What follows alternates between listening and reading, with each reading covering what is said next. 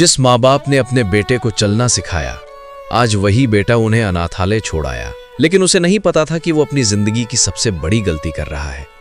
एक बड़े शहर में रहने वाला राहुल अपनी पत्नी और माँ बाप के साथ रहता था।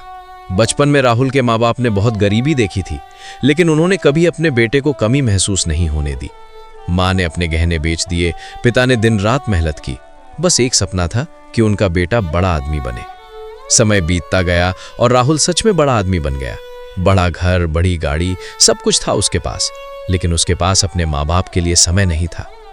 एक दिन उसकी पत्नी ने गुस्से में कहा कि ये बूढ़े लोग अब हमारे साथ नहीं रह सकते, इनकी वजह से हमारी लाइफ खराब हो रही है। राहुल चुप रहा और बिना ज्यादा सोचे एक फैसला ले लिया। उसने अपने माँ बाप को अनाथालय छोड़ने का निर्णय कर लिया। जब वो उन्हें छोड़ने जा रहा था, माँ बार बार सिर्फ एक ही बात पूछ रही थी कि बेटा, हमसे कोई गलती हो गई क्या? लेकिन राहुल के पास कोई जवाब नहीं था। अनाथालय पहुंचकर पिता ने मुस्कुराते हुए कहा कि बेटा, अगर कभी हमारी याद आए तो मिलने जरूर आ जाना। राहुल बिना पीछे देखे वहां से चला गया। 3 दिन बाद राहुल के फोन की घंटी बजी। उसे बताया गया कि उसके माता पिता की तबीयत बहुत खराब है और उसे तुरंत आना होगा। यह सुनते ही राहुल घबरा गया और तुरंत अनाथालय की तरफ भागा। वहां पहुंचकर उसने देखा कि उसके पिता अस्पताल के बेड पर थे और मां उनके पास बैठी रो रही थी।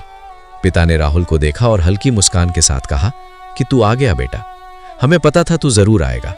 फिर उन्होंने एक लिफाफा उसके हाथ में दिया। राहुल ने कांपते हाथों से लिफाफा खोला। उसके अंदर प्रॉपर्टी के पेपर थे और एक चिट्ठी भी थी। चिट्ठी में लिखा था कि बेटा, ये घर हमने तेरे नाम कर दिया है ताकि तुझे कभी किसी चीज की कमी ना हो। और हाँ, हमें अनाथालय छोड़ने का फैसला सही था, क्योंकि अब तू अपनी जिंदगी बिना बोझ के जी पाएगा। ये पढ़ते ही राहुल की आंखों से आंसू बहने लगे।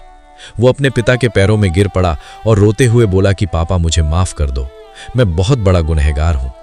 लेकिन इस बार पिता की आंखें हमेशा के लिए बंद हो चुकी थी।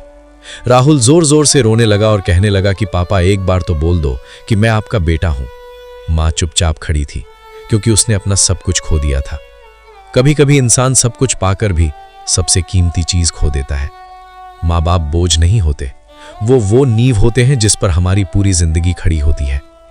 अगर ये कहानी आपके दिल को छू गई तो इसे शेयर जरूर करें, क्योंकि शायद आपकी एक शेयर किसी का रिश्ता बचा दे।